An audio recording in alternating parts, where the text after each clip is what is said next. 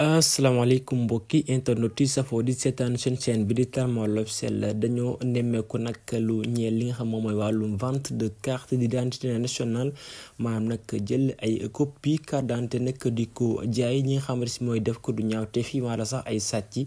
police nag mu ngi alerté bu baax a baax di wax nag ni daanaka sax chaque fois que boo ngeen demee si ki nga xam moom mooy photocopier seen i carte d'identité nationale la.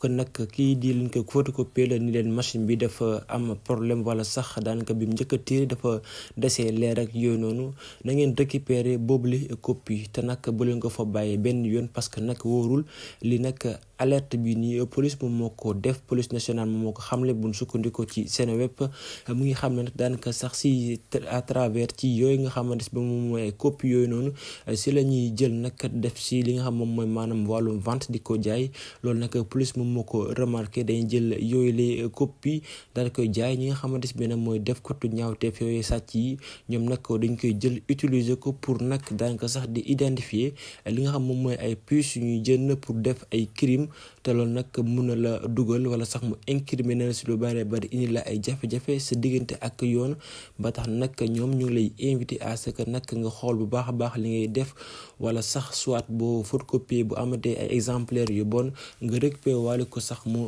gën mais bu ko fa bàyyi mukk parce que nag mën nañ koo jël jaay ko ñi nga xam ñooy def katu ñaawteef yi te moom nag mën nañ koo jël def ci ay crime wala sax def ci ay njublang wala sax ay yenn loo xamante si bi nag mën na la jural ay jafe-jafe si sa wàllum yoon ba tax nag police nationale mu ngi leen di alerter si yooyule fait yi nga xamante si bi nag nemmeeku nañ ko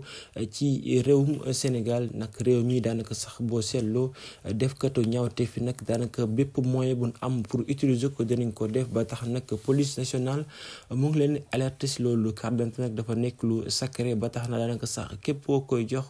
nañ ko xool bu baax ba surveiller ko te bu fa bàyyi benn affaire. am na ñoo xamante si biir nag dañ koy def si seen téléphone photo ko maanaam sax bu nemee bëgg koo photocopier wala bëgg koo génne envoyé ko ci benn koo xamante si biir nag day tirer te loolu nag wóorul parce que nag image boo ko envoyé nag mën na fa des ba tax nag ñu ngi leen xamal ni leen di leen bàyyi xel bu baax a baax yooyu lay acte yi ngeen di def parce que carte d'identité dafa nekk lu sacré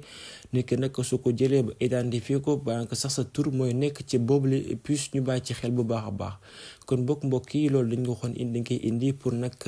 jàll leen information bi nga xamante si bii nag mën naan tuddee alerte pour ngeen bàyyi si xel bu baax a baax di leen jaajëfal si di ngeen ñuy toppee jërë ngeen jëf yéen abonné nag ci chaîne bi pour ñu soutenir jaa ngeen jëf.